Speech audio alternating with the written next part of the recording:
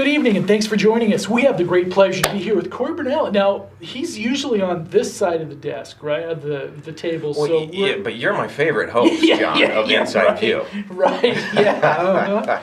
Now, we're going to talk, we're talking financial stuff tonight, right? Yeah. Now, this is, you would like to talk about a little bit about basically previous presidential term versus current presidential term as far as what people may see financially. Is that something? Well, yeah, we'll look at some of the financial impacts of the policies of the previous administration and the current administration, and what people maybe can, I guess, probably expect to go on the next few years, right? That's what we do in economics. I guess the big elephant in the room on that, as long as the with the stimulus packages and the Fed printing, I mean, do you think that equities, the stock market, you think the stock market, it'll just keep floating that boat with almost like an inflationary lifting to it as well? Or is it, do you see the markets just keeping on rising? Yeah, as far as the stock market goes, we call that kind of a fiscal put, or back during the Ben Bernanke days, the Bernanke put, when he was the Fed, the Fed chair, then the Treasury Secretary, perhaps it was. The notion that that there's some kind of undergirding support to the market at all times, right? Right. And when you see fiscal policy that began. It began in the last administration, and then really accelerated with the excuse of COVID to go ahead and print more money and have both monetary policies that expanded the money supply, and then also fiscal policies that spent money from Washington's Treasury, Washington borrowing to spend. Right. All of that is, as you say, wind in the sails of financial asset prices, and it's not just stocks. So neither administration had Dave Ramsey on as part of their. As part of their. I'm surprised Dave Ramsey's head has not exploded yet. The fact that he's survived all of this is tremendous. But it's been financially irresponsible from both administrations from a standpoint long term for our country. Right. We can talk about. If we look at the publicly funded debt, our federal debt that's publicly funded, so this is not your unfunded liabilities. Right. It increased 19.6% year over year this last year. In the last 5 years, so this includes the Trump administration, 46.6% over the last 5 years. So let's reverse just 5 years. Let's go back in time 5 years ago and remember politicians, we were talking about how bad our debt situation was. When we were like 19 trillion or something like that, right? And just 5 years later, 46.6% more debt in 5 years. And it was bad then. Right. So it's only getting worse. This is a... How do you square with client? All the buzzwords about this is modern economics. This is modern fiscal policy and all the. If you're a student of history and you look at monetary, this stuff. It seems like voodoo. In a weird way. Yeah, voodoo economics. There is a little bit of truth to the modernity. That's the word, modernity of it, from the standpoint of all participants in the global economy are looking at, okay, we've all got fiat currencies as nations, and they're all borrowing and spending. And so when all participants are looking at what's the level of borrowing, printing, spending relative to economic production and the growth rate of that economy. So none of us want to be Greece. Right. Is that the 400 and some percent of GDP. Debt of GDP? Yeah. Well, now the United States this year, this last number was we're at 126 or 129%. So we're well above. That's our public debt to GDP. That doesn't include Social Security and Medicare unfunded liabilities, which would put us, hundreds of. But of course, all nations figure that in too. They all have pension systems. Sure. So yes, if somebody was to look at that chart over a span of decades, we were in the 40s. And then, between 40 and 60% typically public debt to GDP. And the notion, to your point about, modern or voodoo economics, the idea is, well, if we can grow the economy at a certain rate and our debt only grows at that rate or below, we're getting financially better off, right? So now we've gone to where we just flat out in the last decade have basically doubled our public debt. Right. So Our economy hasn't doubled, so we are getting to that point, at 126 or 129% of GDP. That's our public debt. Well, the unfunded liabilities are a real problem. We're at $117 trillion if you figure in our unfunded liabilities. We're at $27 trillion just our public debt, right? Okay. So tack on another 90 trillion to put in perspective for people of what our promises are in Social Security and Medicare. The thing about those promises is they can be adjusted through legislation. So we can pass laws and tell people, sorry, we promised this to you, you're not going to get it. I tell people, well, our politicians won't have the stomach for that. You don't get elected if you do that. So what we'll actually do is we'll print the money. You'll receive your $2,000 Social Security check. It'll only be worth $1,000. Yeah, it'll buy you a cup of coffee or a bicycle. Yeah. So they'll inflate the. So I think the pressure on now is our GDP numbers really need to go like mad. I mean, I think there was one speech that it was a Steve Jobs thing, and he said the only sustainable advantage America has now is innovation. Mm-hmm. We innovate or die. Yeah. And it was kind of a blunt speech to where, I think, let's say, take the political component out of it and everything else, and we go more towards the green side. Let's say we rethink what the economy is. We start running, and we're seeing some segments that are doing that, just from market-driven forces. Do you think those things have the potential to keep the boat, really floating? Alive longer than otherwise. So, for example, if you were to look at Greece's debt situation to when it blew up, or Argentina, for example, they didn't have two things going for them that the United States economy has going for it, which is innovation, like Jobs talked about, and that actually generates productivity growth. So we can grow at a certain rate, but we also can become wealthier from the fact that we don't have to do as much work for that growth because we're so much more productive, right? And the second thing those economies didn't have happening for them that we have is capital markets and rule of law. So when other economies are successful on the planet, oftentimes their capital ends up here because of the innovation, the capital markets that are available for them to invest in here. So I think we get a longer leash and much more borrowed time, you might say, because of our position on those two fronts. So to answer your question, yes, it helps us float the boat for significantly longer. Do you think that has some of the, Yellen the past couple of days has come out and talked about basically kind of as a consistent corporate tax environment throughout the world with all the developed countries.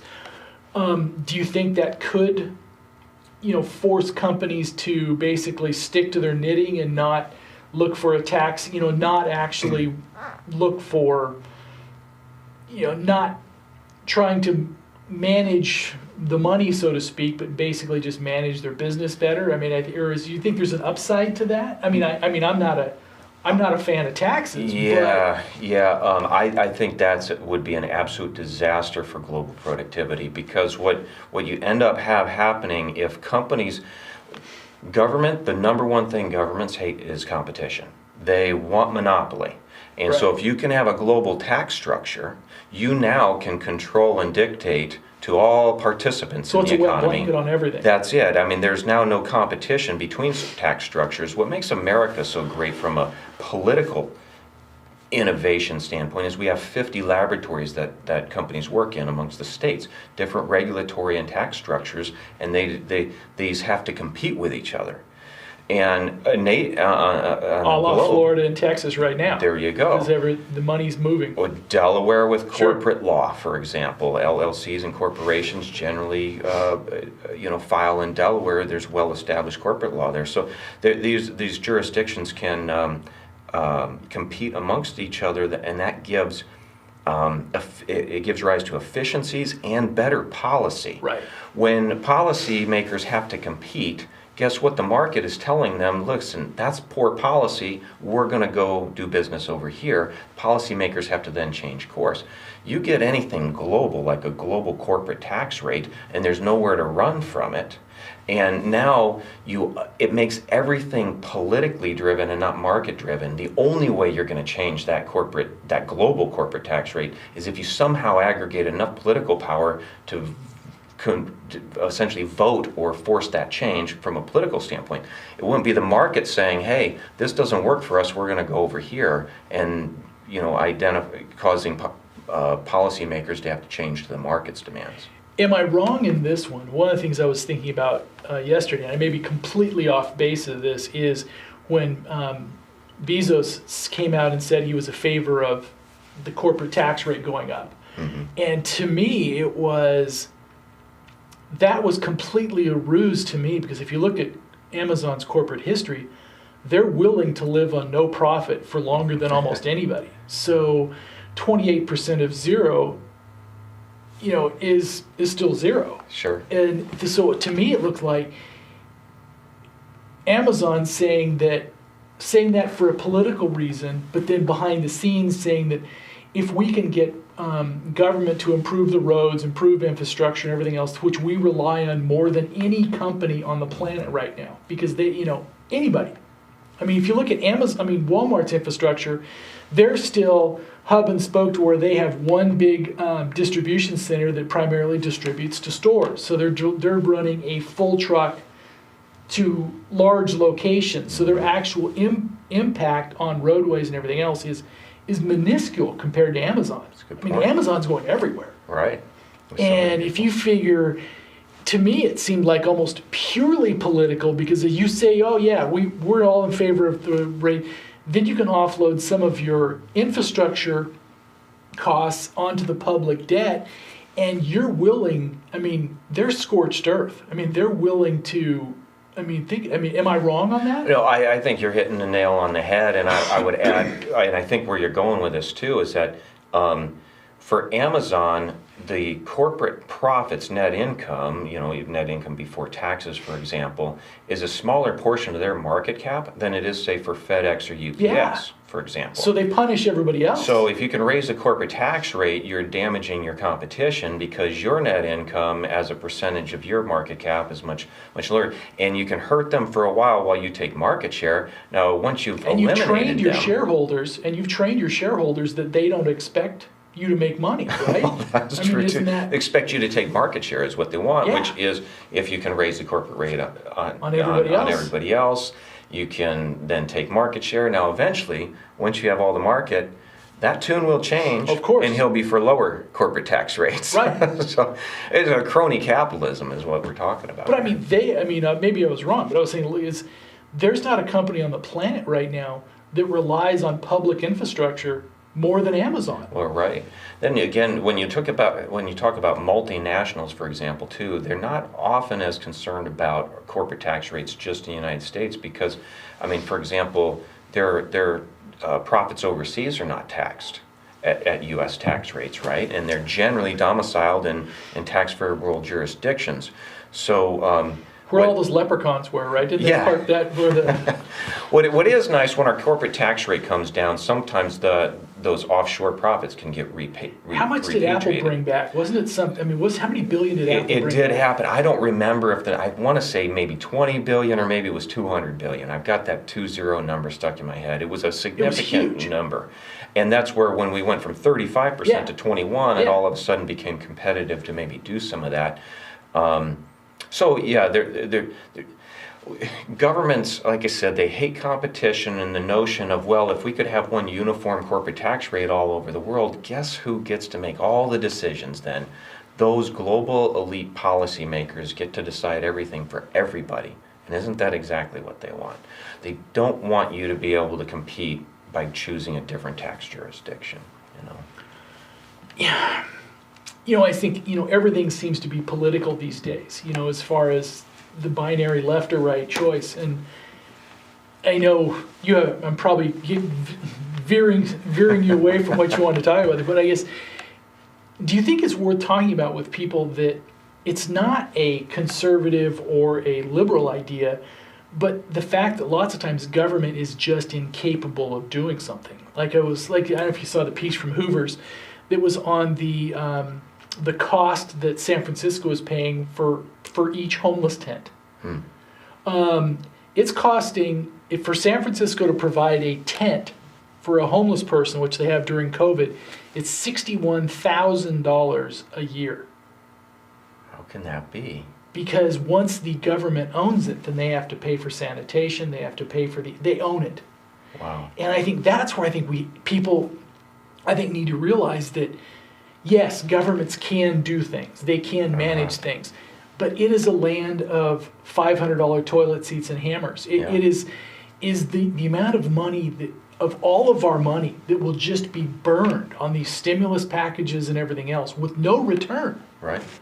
Am I wrong? Well, the estimate on this recent $1.9 trillion COVID relief package from the Biden administration, I saw a $600 billion number was COVID related. Right. Now, I didn't investigate that number to really confirm So it. 1.4 was just spend it. Yeah, that's the thing is anytime, don't let a crisis go to waste, right? Yeah. So anytime, to your point about how a tent, for a homeless person could cost $60,000 a year, it's a third party spending money. We have the same problem in the healthcare industry where you have third party payer, they just don't care about cost.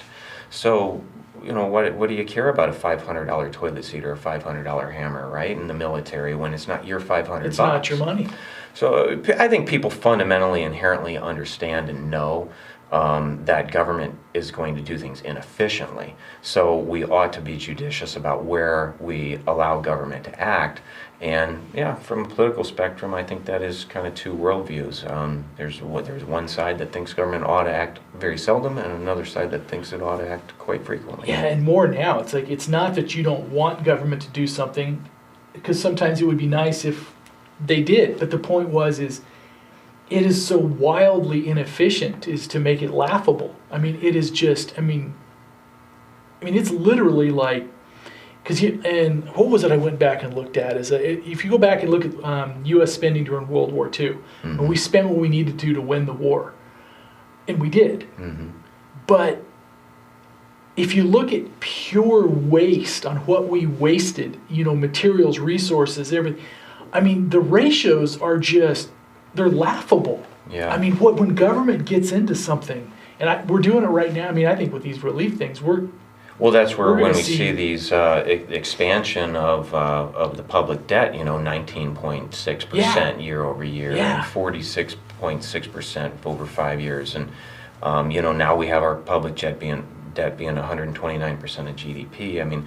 These numbers are starting to get it's never happened in history before. Even World War II, our debt didn't get over to 100% of GDP. Yeah. So, now, granted, our GDP never got cratered or crushed because we weren't bombed, Right. We were the one country that wasn't Right. bombed. So, pardon me for about Pearl Harbor, of course.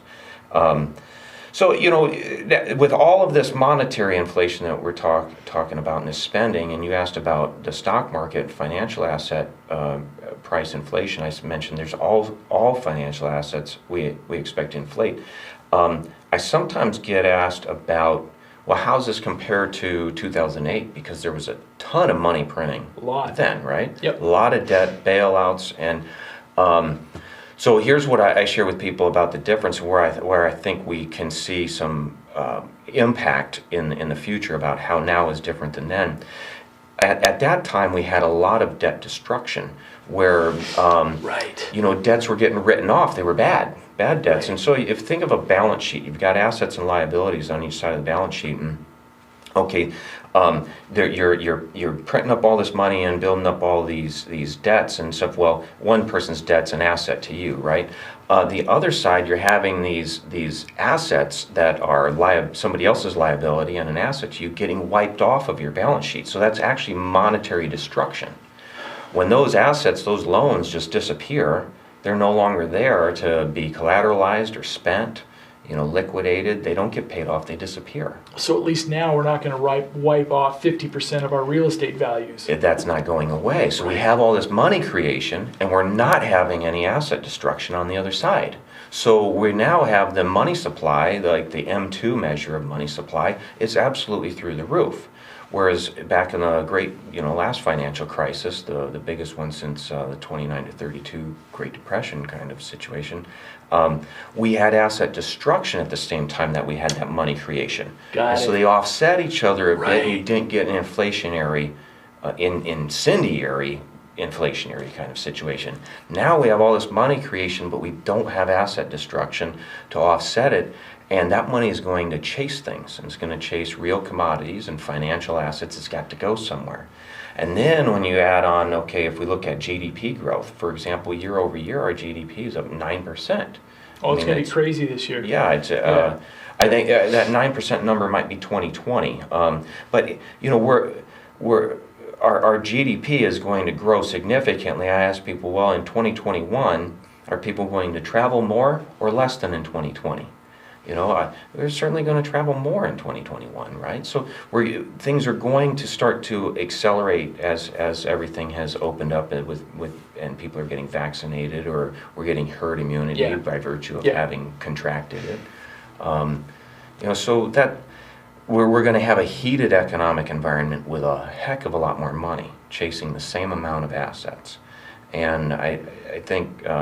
So the overused term lately, the roaring 20s. I mean, we could have the roaring 20s. Roaring again. 20s. There we go. I mean, there may be a headache at some point down the road, but for the next few the years, hangover. It may be roaring 20s. I think the only thing that dampens an inflationary event, I think, or prevents it, would be a recession of some sort. Right. So we got to look at, well, what are the storm clouds that could slow the economy down and cause a recession, so that you have some of that debt destruction. Universal global corporate tax. That's one of those things that can blunt things. I think there is a natural governor, and that is interest rates. And we're seeing that start to happen this year, interest rates rising.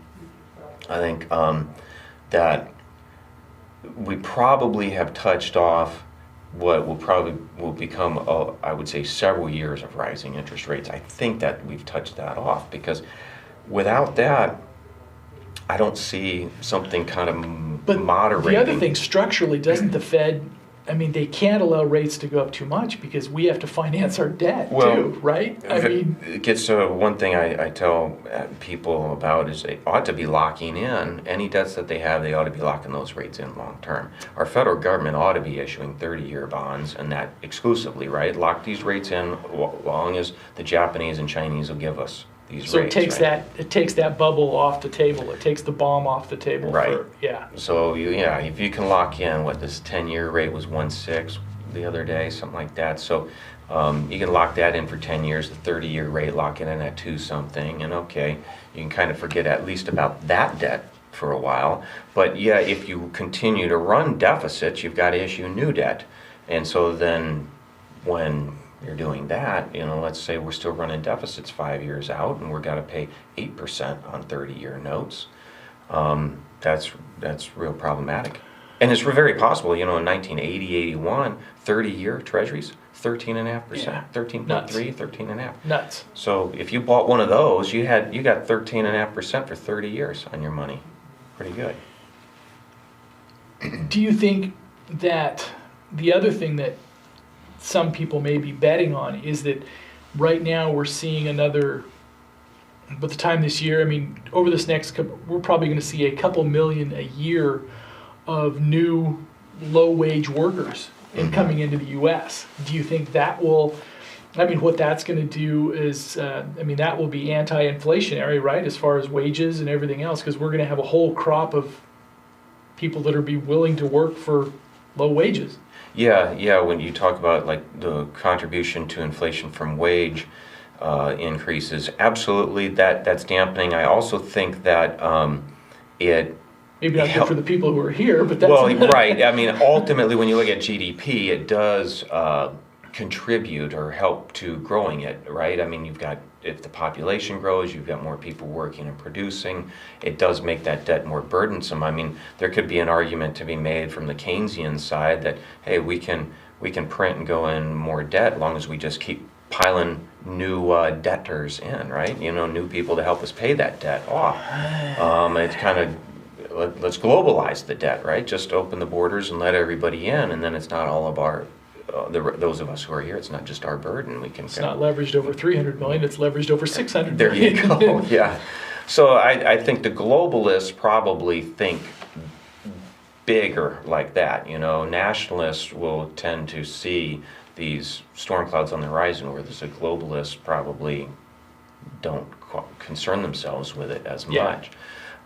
Then, you know, we have a rise of alternative currencies as cryptocurrencies, and gold and silver, of course, as a store of value, and I think that's gaining significant traction. The last time in the financial crisis, you know, gold and silver prices took off, cryptos weren't really there and readily acceptable at the time, and the cryptocurrencies are far more transferable, easily stored. You don't have to worry about them getting stolen or have a safe or pay storage costs.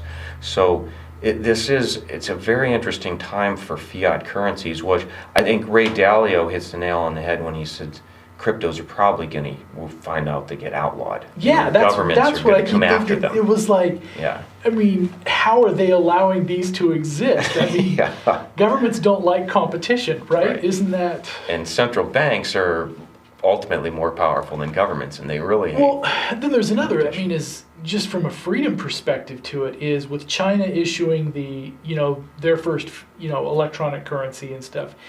And if we move to truly electronic currencies, there's a lot of people that, worry about being able to buy and sell type of stuff. Oh, yeah. I mean, if we move to, purely electronic currencies, somebody else is in charge. Oh, yeah. It's not something you can put in your wallet and go buy a loaf of bread. I mean, it's... Well, listen, 2 years ago, would we have been having a conversation that you'd have to have a vaccine passport to get on an airplane? Right. I mean, this is what... It's openly talked about now, and it's absolutely a concern that every citizen ought to have about, wait a second, whether you want to have the vaccine and are cool with that, keep in mind that at the moment that your fellow citizen doesn't have the right to reject that, there's going to be something else you're going to want that fellow citizen's support on that protects your rights and freedoms. We all got to stick up for rights and freedoms, or boy, are we in trouble. Yeah. And so, to your point, absolutely imagine a situation where we get down the road and your funds are just shut off. The President of the United States gets canceled by Twitter. Imagine they just shut his accounts off and he can't spend money. I mean, we can live in a world like that someday. I think we're down to our last minute. Okay. And I apologize. I think I probably blew up your list. We'll do another half hour someday. But how would you like to put a coda on it as far as, financial stuff right now? Yeah, I'll tell you what, people got to be prepared for higher interest rates and inflation rates. I think this is a very different situation than 10, 12 years ago. So, be in real stuff, Google Ray Dalio and what he's talking about. He's largest hedge fund manager on the planet. And, actual real assets, right? Real assets. If you're in real assets, you're good. Real estate, other equities in good companies. If you owe money, don't be in floating rates, be in fixed rates. Okay. If you can borrow money, borrow fixed right now. Use that money and put it into something fixed. I mean, something that can protect you from inflation. And at least for the next few years, life's going to be good, right? That's right. It should be. I don't see a recession on the horizon. Not yet. Yeah. Thank you. Thanks, John.